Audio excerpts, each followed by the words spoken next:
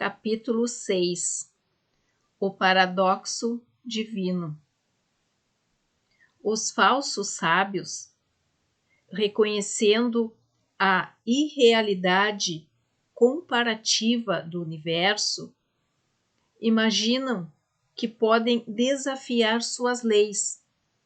Eles são loucos, vãos e presunçosos que se arrebentam contra as rochas e são despedaçados pelos elementos devidos à sua loucura.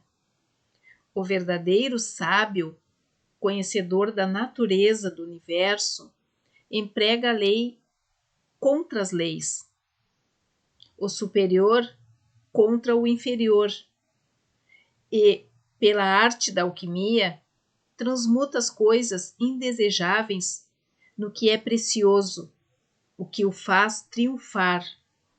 O domínio não consiste em sonhos anormais, em visões e ideias fantásticas, mas sim no uso das forças superiores contra as inferiores, escapando do sofrimento dos planos inferiores mediante vibrações dos planos superiores. A transmutação é não a negação presunçosa, é a arma do mestre, o Caibalion. Este é o paradoxo do universo, que resulta no princípio da polaridade, que se manifesta quando o todo começa a criar. É preciso segui-lo com atenção,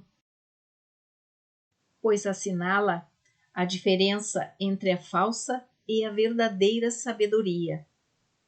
Quanto ao todo infinito, o universo, suas leis, seus poderes, sua vida e seus fenômenos são como coisas testemunhadas no estado de meditação ou sonho. Para tudo o que é finito, porém, o universo deve ser tratado como real, e a vida, a ação e o pensamento devem ser baseados nele, de modo a concordar com o entendimento da verdade superior, cada qual de acordo com seu próprio plano e leis. Se o todo fosse imaginar que o universo fosse, de fato, real, então, pobre do universo, pois ele não teria nenhuma rota de fuga do inferior para o superior, em direção ao divino. Desse modo, o universo se tornaria fixo e o progresso passaria a ser uma impossibilidade. E se o homem, devido a uma falsa sabedoria, considerar as ações, as vidas e os pensamentos do universo como um mero sonho, semelhante aos seus próprios sonhos finitos, esse universo se tornaria verdadeiramente assim para ele, e como um sonâmbulo que gira em falso e tropeça num círculo vicioso, sem fazer nenhum progresso, e vendo-se forçado, ao final, a despertar ferido e vertendo sangue em resultado das leis naturais que havia ignorado. Conservem sua mente sempre voltada para a estrela, mas permaneçam atento aos vossos passos, para não caírem no lodaçal, em razão de vosso olhar permanentemente voltado para o alto. Não se esqueçam do paradoxo divino, segundo o qual o universo é e não é. Lembre-se sempre dos dois polos da verdade, o absoluto e o relativo. e muito cuidado com as meias-verdades. Aquilo que os hermetistas conhecem como a lei do paradoxo é um aspecto do princípio da polaridade. Os escritos herméticos estão cheios de referências ao aparecimento do paradoxo, na consideração dos problemas da vida e da existência.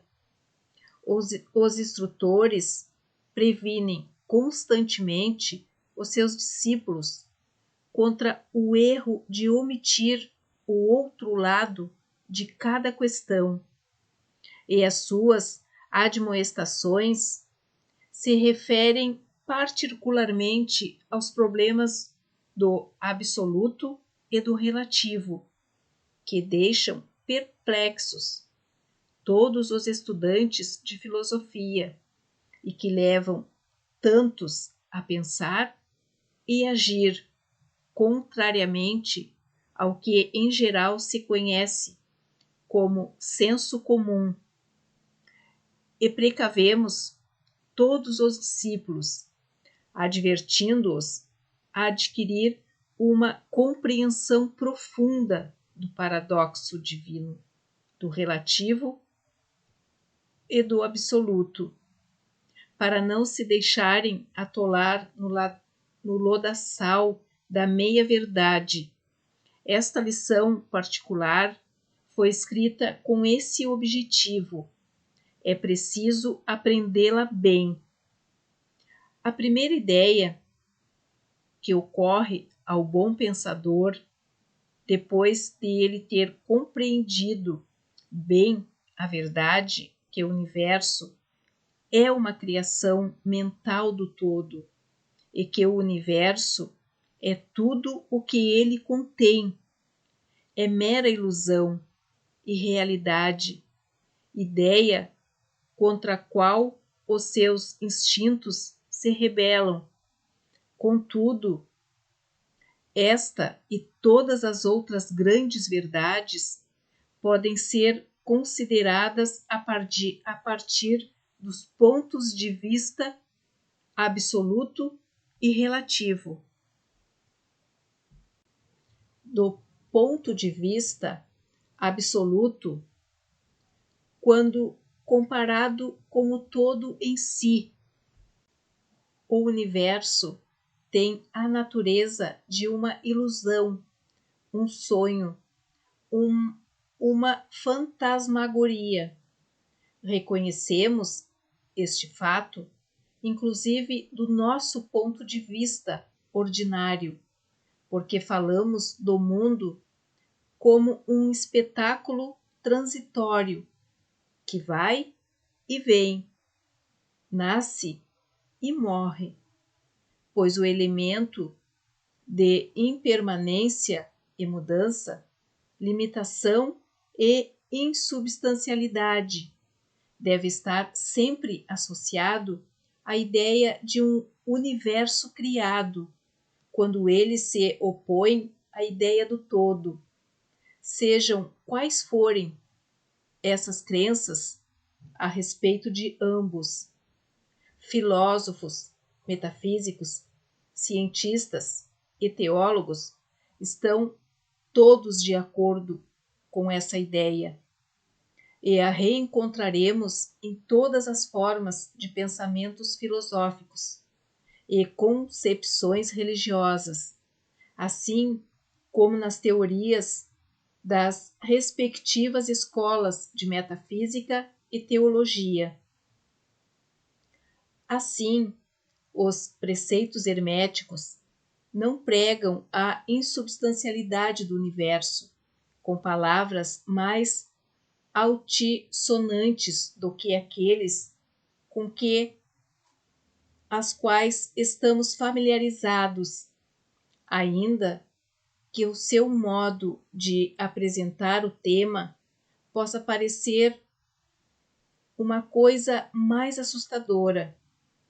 Em certo sentido, qualquer coisa que tenha um começo e um fim pode ser irreal e não verdadeira, e o universo está sujeito a regras em todas as escolas de pensamento.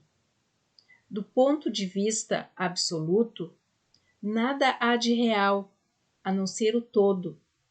Sejam quais forem os termos que usemos em nossas reflexões ou discussões sobre o tema, quer o universo seja criado de matéria, quer seja uma criação mental na mente do todo, ele é insubstancial, impermanente, uma coisa de tempo, espaço e mudança. O leitor deve compreender esse fato em sua totalidade antes de emitir qualquer juízo de valor sobre a concepção hermética da natureza mental do universo. Deve também examinar cada uma das outras concepções para ver se o que sobre elas afirmamos não é verdadeiro. Contudo, o ponto de vista absoluto nos mostra um só lado da imagem. O outro lado é o relativo. A verdade absoluta foi definida como as coisas como a mente de Deus as conhece, ao passo que a verdade relativa são as coisas como a mais elevada razão do homem as compreende.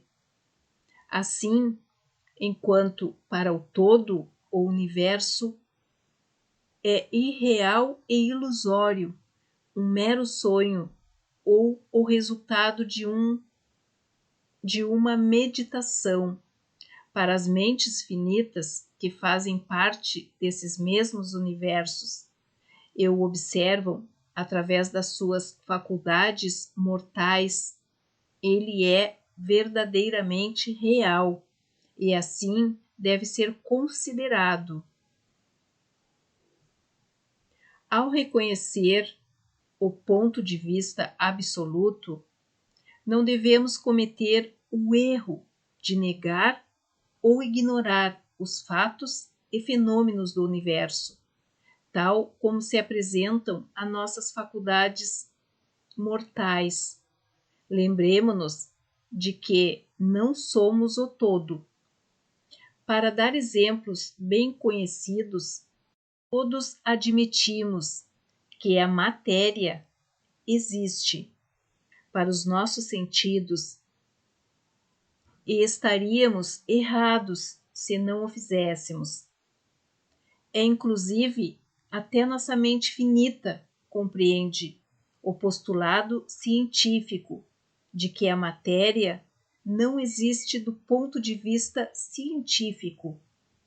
O que chamamos de matéria deve ser considerado como uma agregação de átomos que constituem em si mesmos nada além de um agrupamento de unidades de forças chamadas elétrons e íons, que estão em constante vibração e movimento circular.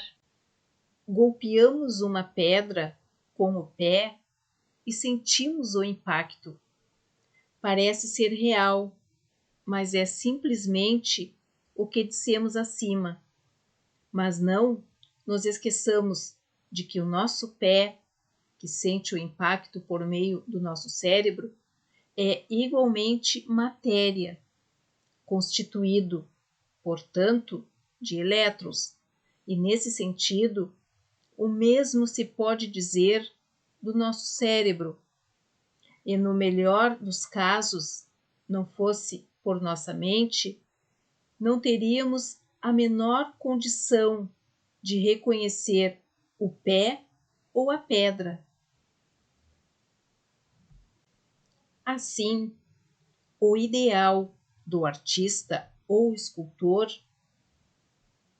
que ele tanto se empenha em reproduzir na tela ou no mármore, parece-lhe verdadeiramente real. Assim, se produzem os personagens na mente do autor ou dramaturgo, o qual procura expressá-los de modo que os outros possam reconhecê-los. E se isso é verdade, no caso da nossa mente finita, qual não será o grau de realidade nas imagens mentais criadas na mente do infinito? Ah, meus amigos, para os mortais, esse universo de mentalidade é verdadeiramente real, é o único a que jamais teremos acesso, ainda que nos elevemos por toda uma sucessão de planos, de um grau superior a outro ainda mais superior. Para conhecê-lo de outro modo, como prova nossa experiência atual, teríamos de ser o todo mesmo. É verdade que quanto mais nos elevamos na escala, quanto mais nos aproximamos da mente do Pai, mais evidente se tornará a natureza ilusória das coisas finitas. Mas enquanto o todo não nos absorver finalmente em si, a visão atual não irá desaparecer. Portanto, não precisamos nos deter sobre a natureza da ilusão. Agora que reconhecemos a natureza real do universo, procuremos compreender suas leis mentais e nos esforcemos em empregá-las para obter o melhor resultado para o nosso progresso na vida. Ao caminharmos de um plano de existência a outro plano, as leis do universo não são menos férreas devido à sua natureza mental. Tudo, exceto o todo, é regido por elas. Aquilo que está na mente infinita do todo é real, em grau relativo, somente a essa realidade em si, que faz parte absoluta da natureza do todo, sem qualquer contingência. Assim, não vos sentais inseguros ou temerosos.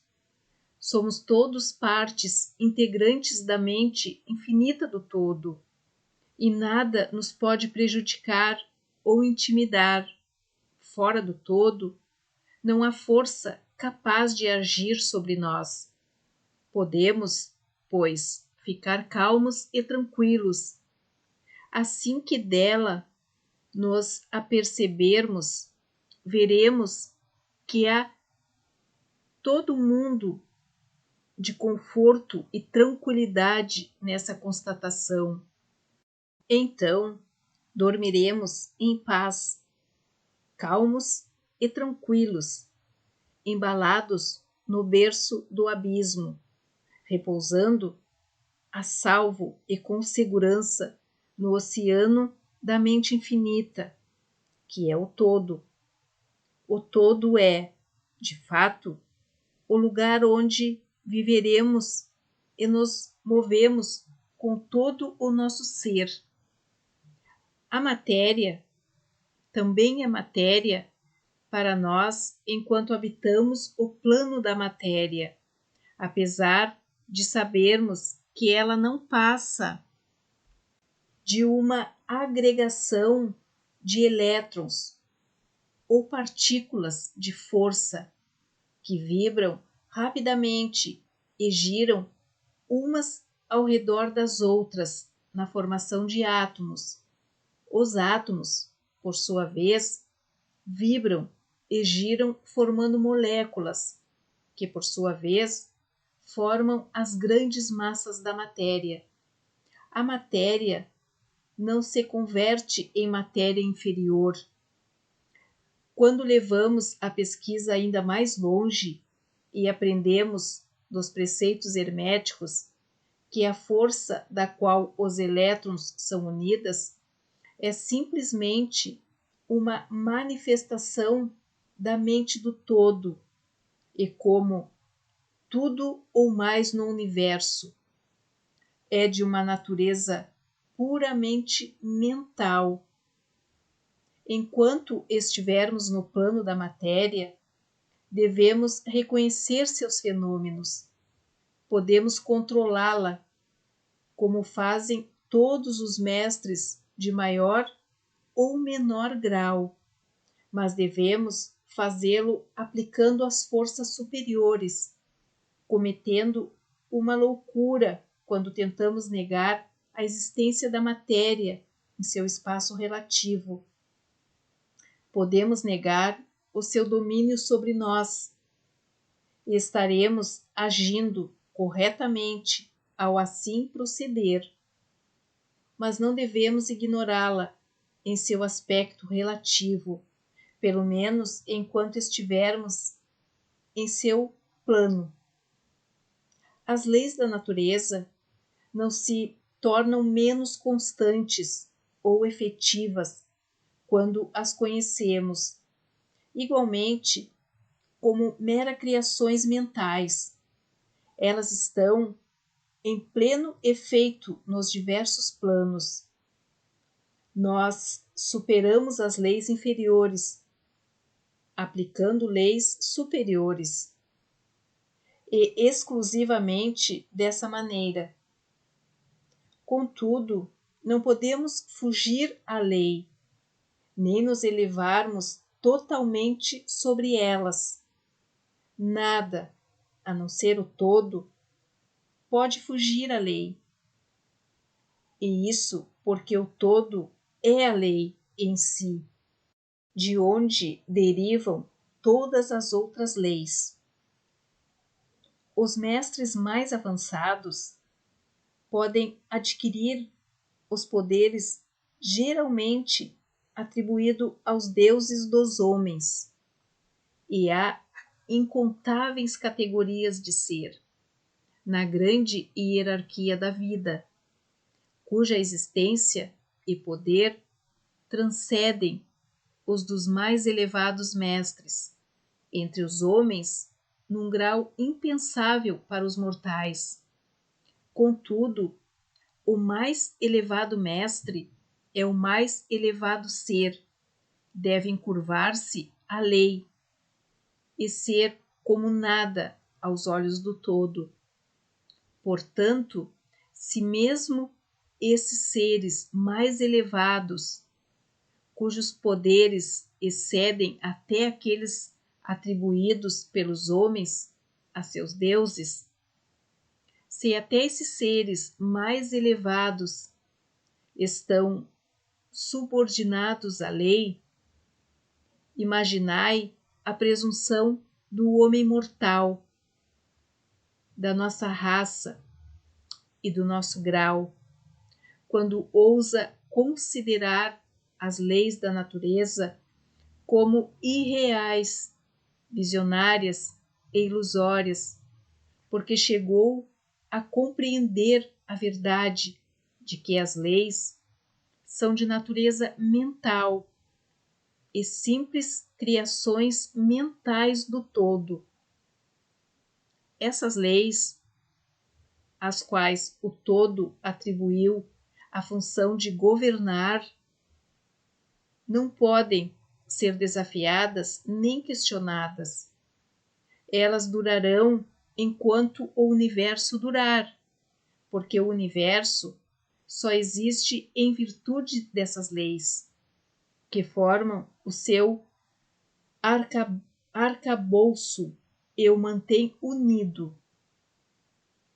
Embora explique a verdadeira natureza do universo mediante o princípio de que tudo é mental, o princípio hermético do mentalismo não muda as concepções científicas do universo, da vida ou da evolução. Com efeito, a ciência simplesmente corrobora os preceitos herméticos. Esses preceitos ensinam que a natureza do universo é mental, enquanto a ciência moderna ensina que é material, ou nos últimos tempos, que é energia, em última análise.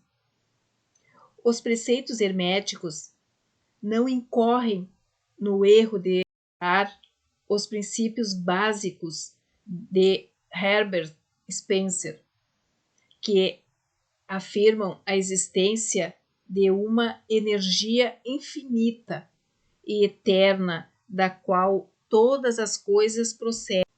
Com efeito, os hermetistas reconhecem na filosofia de Spencer a mais elevada exposição das operações das leis naturais que foram promulgadas até hoje, e eles acreditam que Spencer foi uma reencarnação de um antigo filósofo que viveu no Egito milhares de anos antes e que posteriormente encarnou como Heráclito, filósofo grego, que viveu em 500 anos antes de Cristo.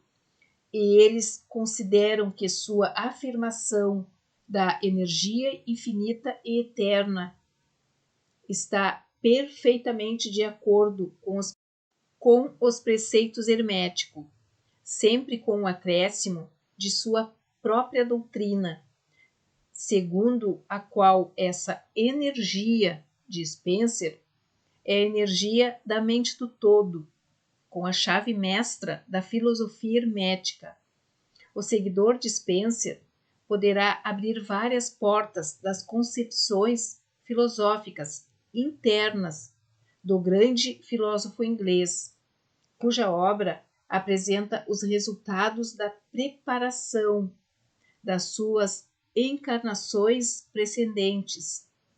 Seus preceitos sobre a evolução e o ritmo estão em consonância quase perfeita com os preceitos herméticos, que remetem ao princípio do ritmo. Assim, o estudante do hermetismo não deve desprezar nenhum de seus pontos de vista científicos favoritos a respeito do universo. Tudo o que se lhe pede que faça consiste em aprender o princípio subjacente de que o todo é mente, o universo é mental, está contido na mente do todo. Ele se dará conta de que os outros 6 dos 7 princípios irão ajustar-se aos seus conhecimentos científicos e servirão para trazer à luz pontos obscuros.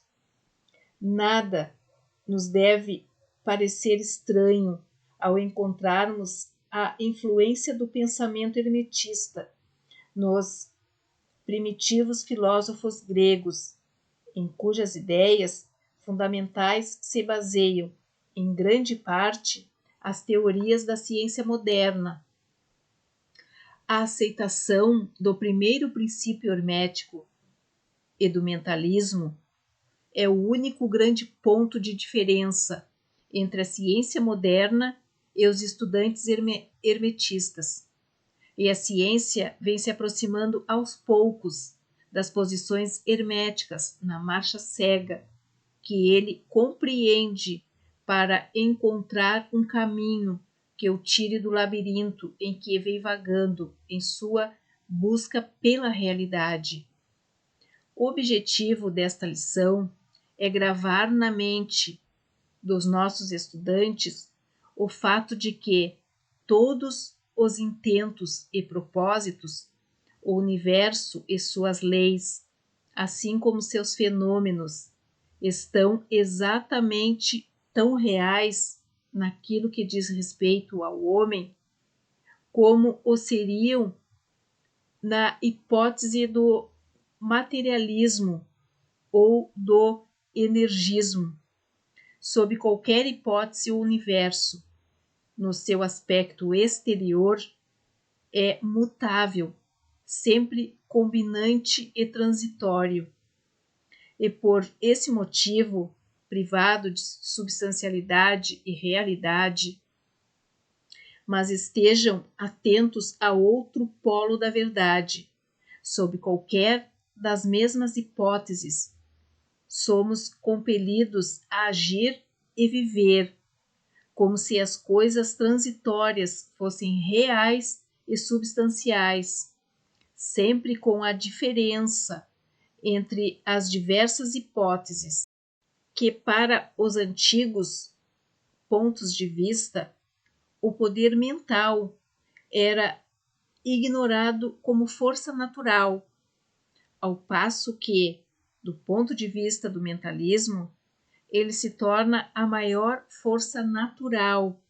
e essa diferença revoluciona a vida daqueles que compreendem o princípio, as leis e as práticas que dele procedem.